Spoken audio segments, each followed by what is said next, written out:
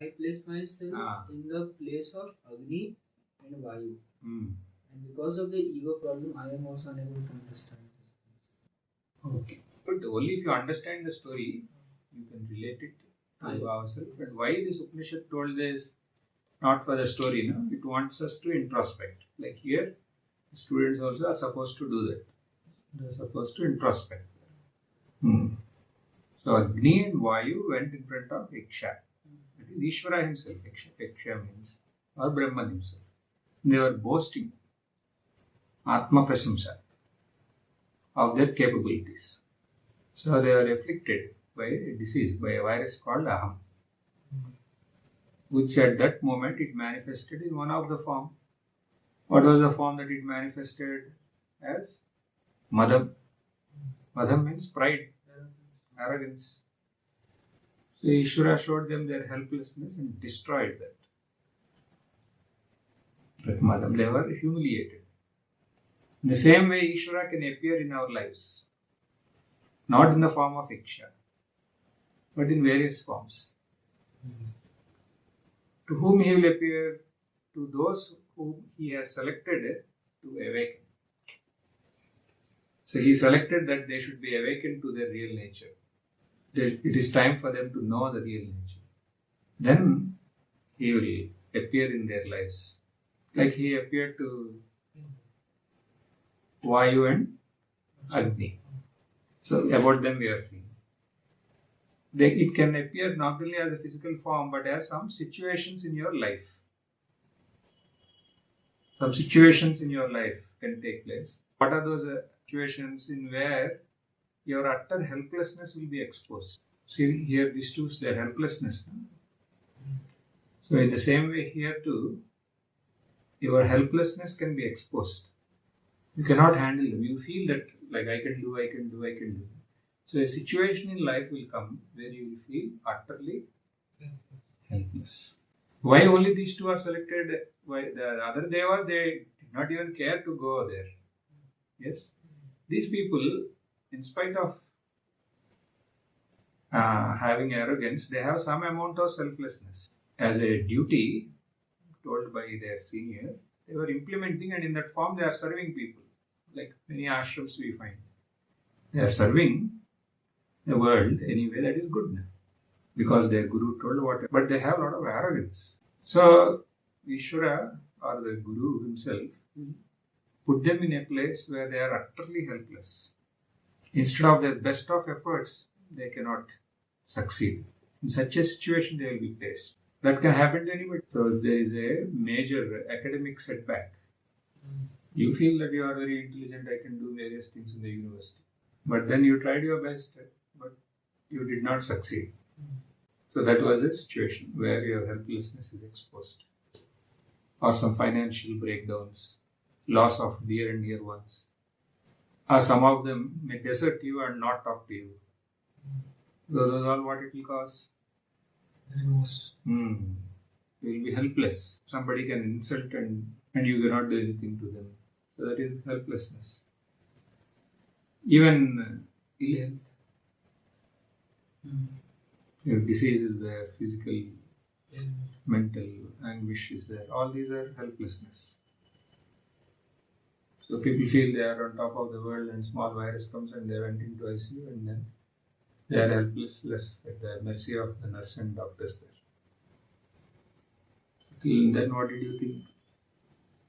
You thought you are a great Swami or some in charge, but now you are at the mercy of those people.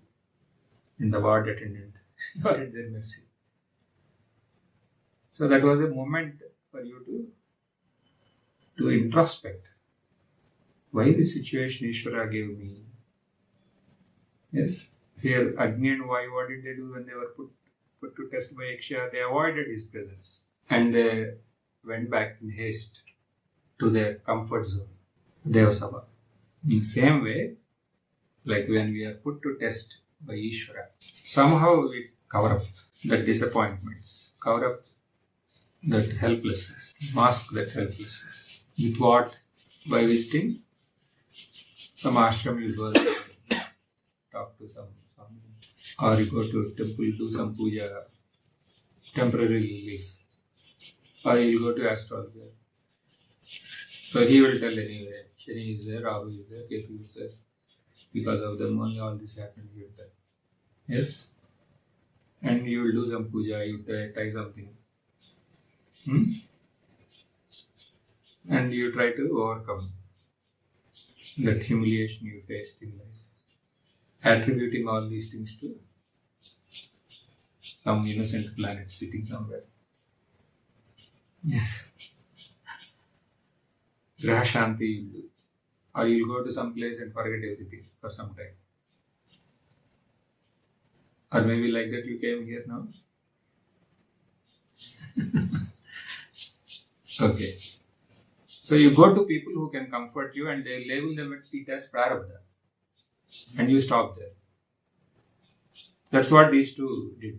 What happened when Indra was summoned? He was told to go there. And so when he came there, what happened? What does Indra represent?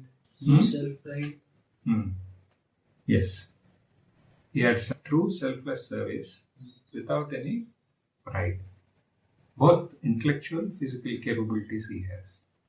Spirit of selfless service. Indra went to find about this Yaksha, it disappeared. All the more humiliation. His subordinates were able to at least have darshan, meet him in person and have few words they exchanged. But it is even worse for him. Very strong message was given. He is not even fit to come in front of it. And because he doesn't have arrogance, he did not tell, get lost and go back. Did he do that? No. And what did he do? He introspected. And he stayed there by accepting that humbly and trying to understand what happened, what could be the reason for such a humiliation he faced. In the same way, if we undertake true selfless service and we come across situations, difficulties in life, in the organization, in the place where your seva is there, so you will be shown helpless. You try to do good, but people, they don't support you, not against you. And who you felt should support you at that moment, they also will stand in front of you and they will find fault. And what you are supposed to do? Not react in haste, run away from them, but we have to try to analyze them and try to learn what Ishvara had planned through those events. Then what happened? Who appeared there? Uma, in front of Indra. And humbly he sought help to understand the meaning of the selfless situation. Uma felt that he is really qualified. She pointed out shortcomings. What was the shortcoming? He attributed the success of the Daivasar Yuddha to his capabilities. He assumed that it is because of his planning and strategy that they won the war. But no, it is because of Ishvara's will. The Supreme Reality's will, they won. So that Uma has pointed. This is the thing. So you are lost in your egoistic assumption of who you are, a false personality. So in the same way, those with background of true selfless service, and at least who don't have that arrogance to some extent, they will be provided an opportunity by Ishvara to come in contact with those who are capable of pointing out their shortcomings. And then we should be like Indra and we should use that opportunity. And we should present our problem in a humble way. What is our problem? And you should earnestly accept the solution. So he did not say that, I'll go find out somebody. You go. He did not tell like that to Uma. Did he tell like that? No. He accepted that. He accepted his mistake. And then he thought that it is because of this all this happened. So that was Yaksha. And he recognized. So, solution given by Guru will be based on, in the same way for all of us, will be based on the current conditioning that we have. It may not be the same conditioning for everybody. You understanding by the word conditioning? Yes. So the remedies also will be given accordingly. For some it can be sadhanas to undertake chitta shuddhi, like service, selfless service. For some it can be nishkama bhakti sadhana. For some it can be jnana sadhana. For some it can be shravana only. And then shravana coupled with manana. Then manana and nidhyasana alone. Like that, it can be various things. It all depends upon the individual, the present conditionings. So that who will help in that? One who has passed through that phase. That is Guru. He will know. This is a story and its implication. Where is it mentioned? In the third and also in the first three mantras of fourth chapter of Kena Upanishad we covered through this discussion. After hearing this story, the students, they have introspected their life. Who are the students here? Guru students, which we are, based on the Upanishad, we are assuming it happened like that. Now you leave Indra, Vayu, all that. That is over. That story is over. Now, why this story was told by Guru? Because some of the students were unable to understand Pratibodha Viditam, and then it was also told that if you don't understand, it is a great loss. Then the students said, we don't know why we are not understanding. Then he told this story. Based on the story, they understood what is their problem. And Guru told them to do the needful things. So they did that. Because their impediments were removed, they felt. And they came back and then they asked the teacher to further give guidance and take them forward. The reply to them is given in the next mantra, fourth chapter, fourth mantra. Tasyaisha adesho yadetat vidyuto yadayutadha iti mimishada ityadidaivatam iti mimishada ityadidaivatam. Guru here, for the first time, is bringing some examples, analogies, that will facilitate comprehension of reality. Till now, directly it was told. But now, he knew his students well. So he thought, let us give some examples through which they can comprehend.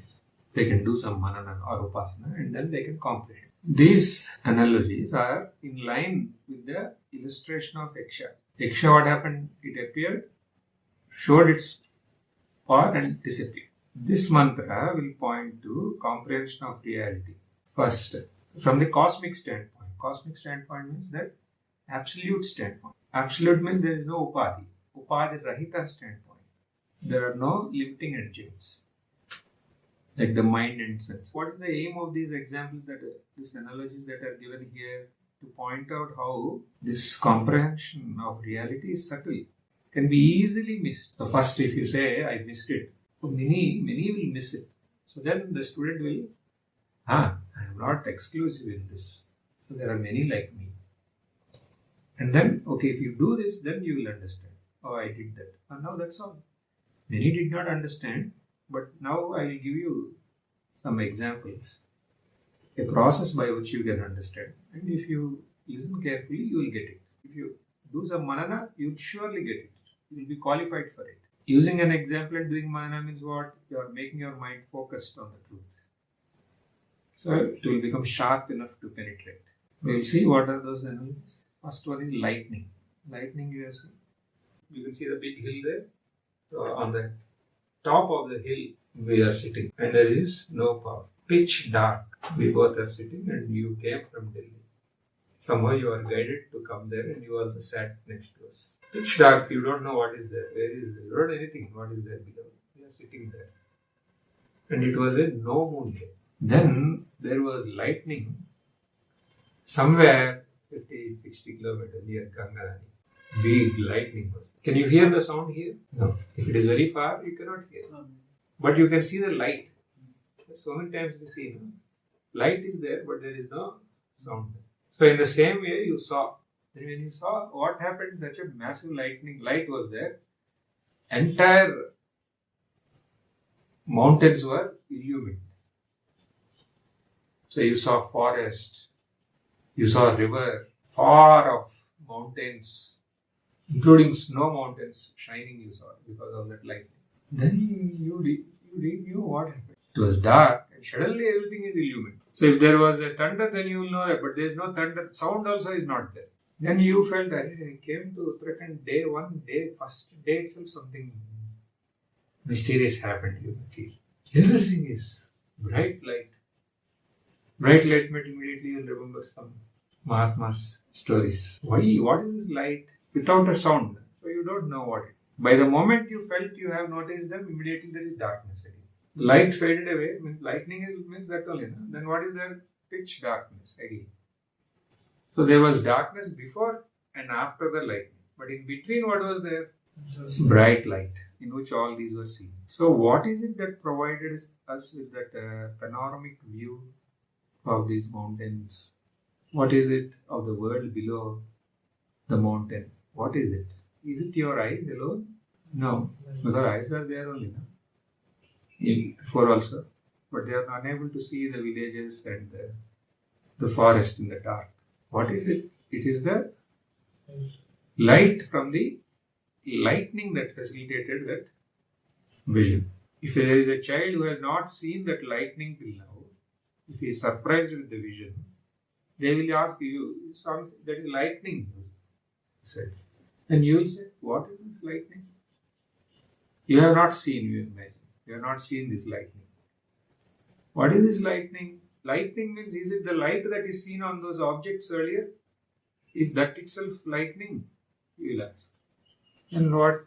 You will say, no. Because you know what is lightning. Lightning means it is happening somewhere in the clouds because of a process. It is happening there. That is lightning. But here, is it the light? This only is lightning or what? This is an effect of that. But this is not the thing, no? Lightning. This is the light of that lightning. That's why you will say no. Then what is it? What is it which is present in the absence of the light here? Seemingly. Means it is not connected to the light that is here. That is happening somewhere in a distinct place. What is that? That is there in the presence, that is the cause of this light. Yes, the process initiated when it is dark here. You know, that it will take some time from there to come here. So what was there at that time? Lightning was there. But here still, for a fraction of a second, there is darkness. What is it that is there when darkness was here and when light also is there here? What is it? Following? It happened very far. From there to here, to come, it will take a fraction of a second. No? So, lightning has taken place there. The light has come here later. It was there. No? You will say that it is there. Even before we saw it is there somewhere, and slowly the light came here. And because of the light you are seeing all this. But all this is because of that lightning. That lightning was there even when there is dark here. And even when there is light here, you said. Okay. What is that? It is apart from this darkness and light. But in its presence, there is illumination of the objects. That lightning, it is different from both darkness and light. But because of its presence only, these objects are seen, illuminated. That example, if it is clear, then we will relate that example to the reality. The consciousness is like that lightning. The consciousness which we are talking here, that Pratibodha Viditam, is this lightning. It is because of its existence only, everything is known by the senses. The consciousness, which this mantra has pointed out. It is not that which is known by senses and mind, and not that which cannot be known at all. Senses and mind are knowing. That is not consciousness. Then does it mean that we cannot know it at all? No. Then what is that? What is it? It is that by which this apparent knowing and not knowing, both are taking place at the level of mind and senses. Not knowing also is known. Knowing also is known. That is consciousness. Not only what you are knowing. I am conscious of being not known. Viditadato aviditadati. It is different from the known and not known also. Not knowing also is because of the consciousness only. Not knowing and knowing are taking place at the level of senses and mind. So with reference to lightning, it is not that the lightning will stay forever. But here we have to take it. What is this consciousness means? It is exactly like that lightning, but it is like a lightning which stays forever. It is there. Only then this example will be correct to point out to consciousness. So you understood this example? Lightning example. Lightning is happening far, and then here you are not hearing the sound. You don't know what is this lightning, and then you feel, is this the light that is on the object's lightning? No. Then is it there in the darkness? No. Then what is it? When you are not knowing it was there, and it is because of that only all these have been illuminated. That is lightning. That is different from these two, knowing, unknowing. In the same way, this consciousness is different from the knowing and the unknowing, and it is because of that only this entire knowing and unknowing are known. Understood? So this is the way we have to do manana. But only thing is, there lightning is coming and going away. Here the consciousness is always there. So that is consciousness. So if you have to understand it, bring that lightning, and exactly like that here also there is a knowingness which we cannot deny in our experience. Because of that all this is being known. So this is one. The Guru gave second one also. Mit mishadha means winking of eye. If you wink, blink, or you wink, whatever. So here what is happening? In that moment you don't see anything. There are absence of forms. And when you open your eyes, you see everything. When you wink or when you blink, all forms cease for a moment. And then they appear as before. That is the example here. Now what is consciousness in relation to this example? Is it the seeing phenomenon? No. Then is it non-seeing phenomenon, blankness? No. That also it is not. You are seeing. What is that process of seeing? What is it? So I am blankness. Is that consciousness? No. Because nothing was seen, and then from there something emerged from that blankness. And because that is consciousness. No. You are knowing that blankness also because of consciousness. Oh, then is it only the seeing is consciousness? No. Even if you don't see, it is there. Even when you see also, it is there. So it is different from the sight of your senses. And the absence of the sight that is generated from the senses, that is consciousness. So medical science view about vision. You know, you might have studied in your college. What do they say? Object is there. The light from this object, the light that is there on this object, that will enter our eye, and then it will pass through the lens, and then where it will go? Central nervous system. It will go into the retina, and in that process it will get reversed. Images formed on the retina. And in the retina, what will happen? There is an action potential generated, and there is an optic nerve which will take this information to the concerned center in the brain, and then you will know. I will know that I am seeing Mr. Roy. Otherwise, I cannot know. I will know.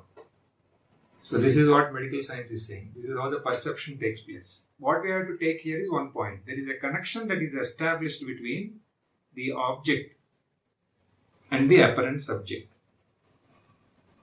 You are the object and the subject is me. There is an apparent connection that is established for one who has this vision. For whom that vision is not taken place, for him that means that connection is not there. Either you are not there or I am not there, or there is no light. Then there cannot be a connection established. But this is medical science. But Shastra has a different view. Light travels from the eye, it will tell, to the object. There is a light within that will travel. Otherwise, if this light is not there, also you are seeing things. How you are seeing? Our Shastra will say. So there is a light within from the eye. That will go to the object when seen. And a connection is established with the object. So connection is same. So that part we will take. Light is coming outside or inside. Light is coming from within and you are seeing this object. Connection is established. While winking, there is a break in this connection. So vision is not generated. but you do not feel there is loss of vision at all. See, do you feel? Did you complain that for a second there is no vision? Will you go to the doctor and tell this blinking because I am having problem? This real problem, will you tell? You won't tell. Why?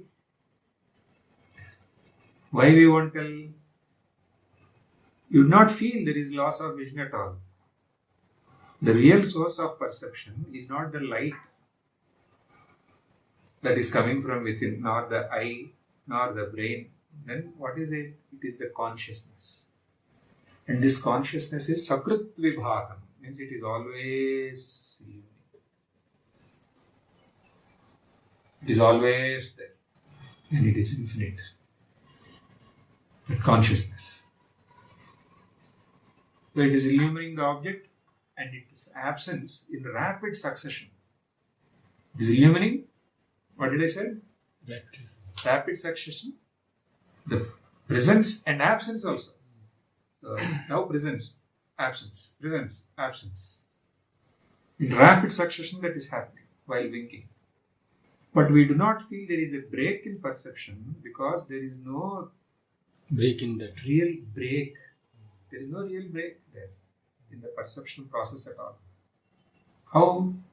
Because you are either perceiving the external object or perceiving the absence of that. But there is perception as such. Yes? There is perception as such. So the one whose presence is rendering that is the one. The presence in us means the consciousness in us. I am using synonym for consciousness as presence. Or the knowingness that is present in us. The awareness that is present in us is rendering the perception, which is changeless. Sometimes with an object, sometimes without an object, but both are being appreciated. Got that? It is continuous. Sakrit vibhagam. It is always there. That is Chaitanyam, which the Guru has pointed out through various mantras. That is the Sakshi. Got it? This mantra is for Upasana, means Manana in this context, or Upasana. Because the students are unable to when it is pointed out directly. So they were given a way where you can hold on to this and go on it again and again and try to comprehend. What is this infinite conscious existence? It is there, we are saying, that consciousness. That is what is existence. Ness means what? Ness, the word meaning in English is existence. The conscious existence. And what is it? Does it have any limitations? No. It is infinite conscious existence. So there is an infinite conscious existence, not within me or somewhere. It is there. So even you can take it as within me, because we are here. It is a process to make the mind sharp and available. But in that process, what you will understand? First, you will understand what is this consciousness that is always illuminating. Later, you will know. You remain as that consciousness then in that process. Then you will know it has no limitations. Then it is infinite. So it is infinite conscious existence. So appreciating means here what it implies, the reality which is not dual. It is as though figuratively awakening to itself. That awakening to itself part, this group will understand better, because Swami Vivekananda again and again mentioned about that. Teach yourself, teach everyone. What will happen to that sleeping soul? It awakes To when conscious activity. To its conscious activity. conscious means it knows itself. Through this manana it can happen. It is awakening to itself, remaining as it always is, that is as itself. This is the subjective awakening which we have mentioned in the earlier discussions. It is awakening to itself, devoid of subject and object. Sarva upadi rahita upadesham. This is about that nirguna Brahma, but using support. And once you follow with these examples, slowly you will get rid of this example and get to that, to the reality. So hearing this, few students, they were able to comprehend reality. This is what is it. But still there are few. who fail to comprehend. So what should be done? They are not able to wake up to their real nature and remain as reality. Is there any other way to get its comprehension? They are wondering. Then Guru is not going to leave them. So one more mantra.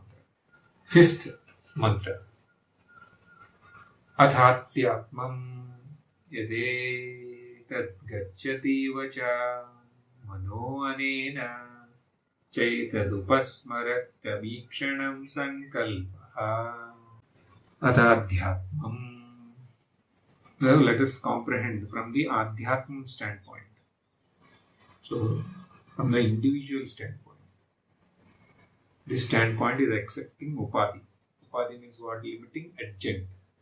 Limitations. Limitation of mind. This standpoint involves approaching Brahman from the mind standpoint. So, mind will here use the characteristics of Brahman to approach what?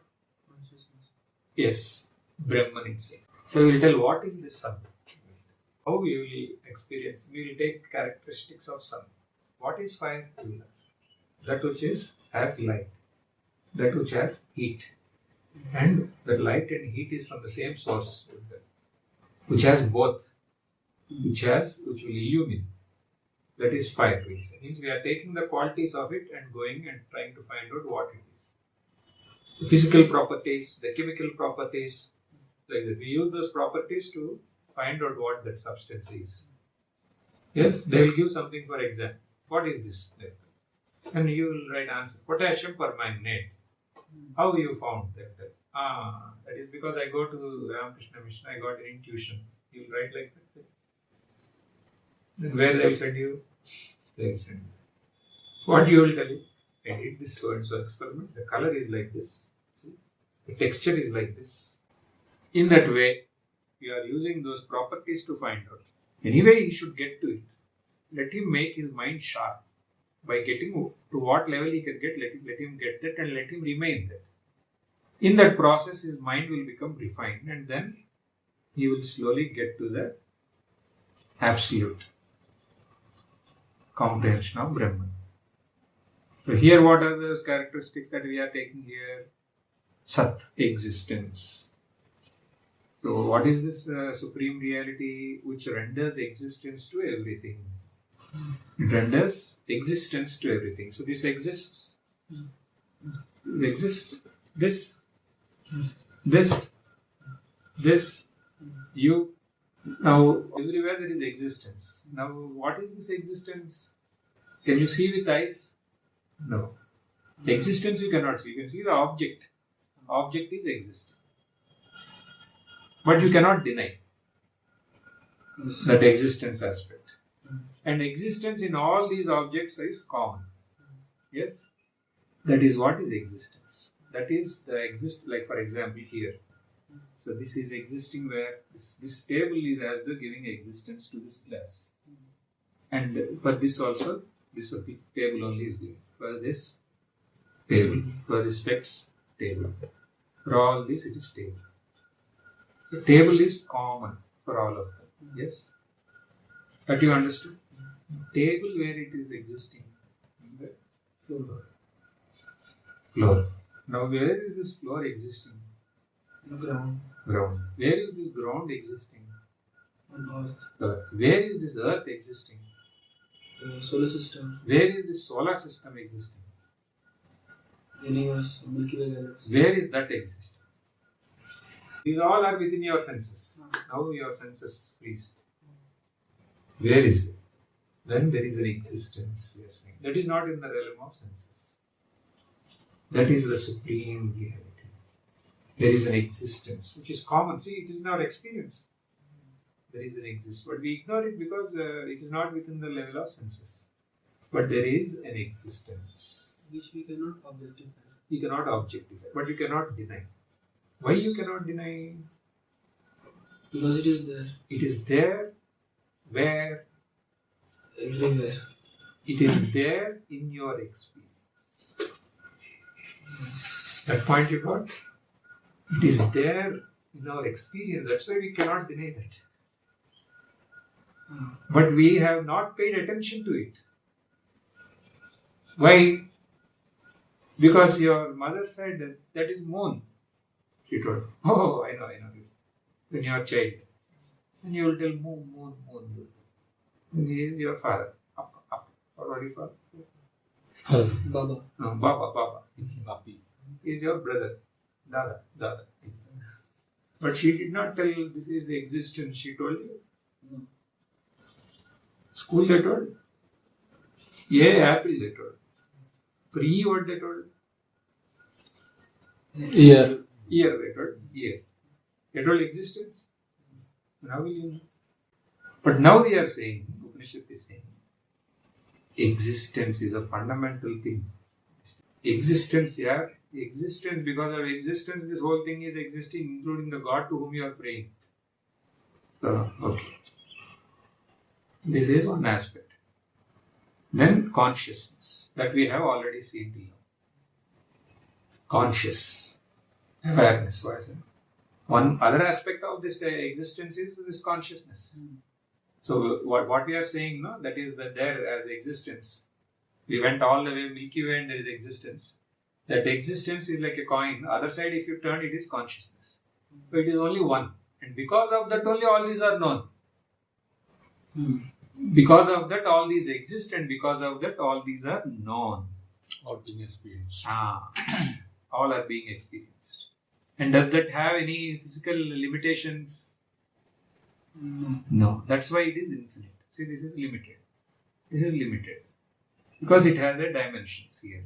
What we are talking, in your experience, you see whether it is limited? No. That is infinite. This is Anantam.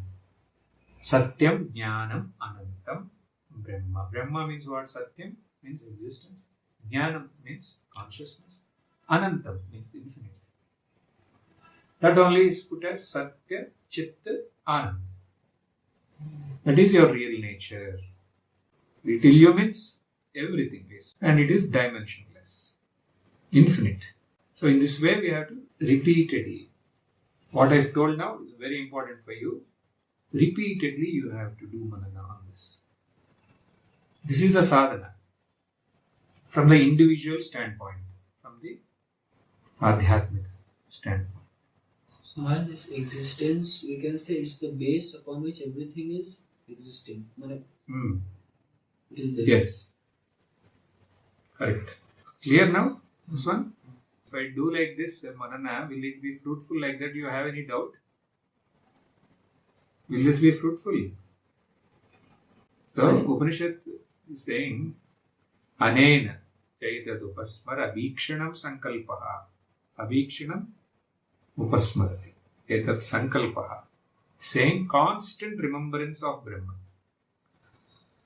By constant remembrance, the mind will enable itself to gain the subtlety to dissolve in the infinity. So, because we are using the mind for all this, so by constantly doing this, Upanishad is saying you will comprehend, provided this. Not that you came here from Delhi and 3 days and then Enlightened. And no, if you are enlightened, it's good. But nothing happened. And you go there again back to your square one. Then not like that. Now whatever you comprehended, hold that. Revisit that again and again. Manana on this. So it is saying, by constant remembrance, mind will enable itself to gain the subtlety, to dissolve in the infinity. It gains the capability to cease. Then what is there? What alone is real will reveal itself. We have discussed in Katopnisha. Ime vesha vrunate tena lagya. Tasyesha atma vivrunate taluswam. Who seeks it one-pointedly, to them it reveals itself. Yes. What is the deciding factor here? For you to one-pointedly seek the self. One-pointedly you seek the self. Your real nature. To such an extent that the seeker himself is ceasing to exist. Ceasing means it takes the identity of the reality. This only is called samadhi by yogis. Other than that, what? Sri Ram used to say Suddha Man Suddha Atma Ek. This is a process to get to that. Shuddha Manas. When the seeking is one-pointed and complete, then we realize that we are not the body-mind apparatus, but infinite conscious existence. Is this easy? Is this easy? No. Why? Because there are some hurdles to overcome. Only 2 hurdles. Not many, only 2 hurdles to achieve this capability. What is that? Chanchalatva. Wandering nature of the mind. Yes? Even to excel in your studies, you need one-pointedness. Same thing. Hurdles are this, chanchalatva. And one more is tendency to dwell on anatma, which is non-self, which is objects. The tendency, one is the mind itself is. Why this chanchalatva is? Because it wants to objects. Like they were saying yesterday. They open this finger, no? For one person, one student, in sleep also finger is going like this. So in such a town, what will they know? Parents. They will take to Devata, पूजा करने के लिए. तो ये क्या है? क्यों जा रहे हैं यहाँ? क्यों? The habit of राहु का दोष है. No. इसीलिए ले जाते हैं. क्यों? औंठी फाड़. इनको मालूम है कोई भी जाते हैं रात में ऐसा. हाँ. क्यों जाते हैं ऐसा? YouTube. हाँ. कोई YouTube, YTube, XTube. इवन हम साथ. कोई ना कोई ट्यूब में ऐसा आंख जाते रहते. ग्राम. Gram is there, no? Gram. Instagram, InstaKG, like this, something will be there where this will go. So what is the tendency to dwell on anatma, a non-self? These 2 are the hurdles. So to overcome these 2 hurdles, what should we do? To stop wandering on these various things and focus on one thing is the first thing we have to do. Second, the one that is the mind is made to dwell. It should be made to dwell on the ultimate one. First, that wandering you should stop, and then where it should be directed towards the reality, as we discussed. If that is also not possible, then further there will be a process where to put that mind. First, you try to stop this incessantly going after objectification of objects. As a disease, don't go towards. Now it is like a disease, what we are saying about that child. Then you use that mind to dwell on the one ultimate, which has the capability to annihilate this individuality. The capability is there. Right now we are talking about this Brahman, that infinity. If this is not possible, later again there will be a different method. But here in this mantra, it is suggested to one-pointedly dedicate on this reality itself. Then what happens? We get chitta naishchalyam, means the mind which will not wander, will remain steady. And we get chitta shuddhi also, because on what we are dwelling here? Yesterday you said nitya, shuddha, buddha, mukta swarupam. On that you are using the characteristics of the Brahman to comprehend that Brahman. So to do that you should be away from objects. So then the chanchalatvam is come down. Chitta naishchalyam is there. Then what is that object we are? Nitya, Shuddha, Buddha, Muktam. Then what will happen? There should be Shuddhi, purity of mind. Because that is a pure Shuddha one without a second. So the mind automatically gets Chitta Shuddhi will have. Highest Chitta Shuddhi. Here. Then what will happen? The sleeping soul is awake. Like Swamiji said. Yes? So you do this and let us see. Purnamada Purnamidam Purnat Purnamudachyate पूर्णस्य पूर्णमादाय पूर्णमेवावशिष्यते। ॐ शान्ति शान्ति शान्तिः।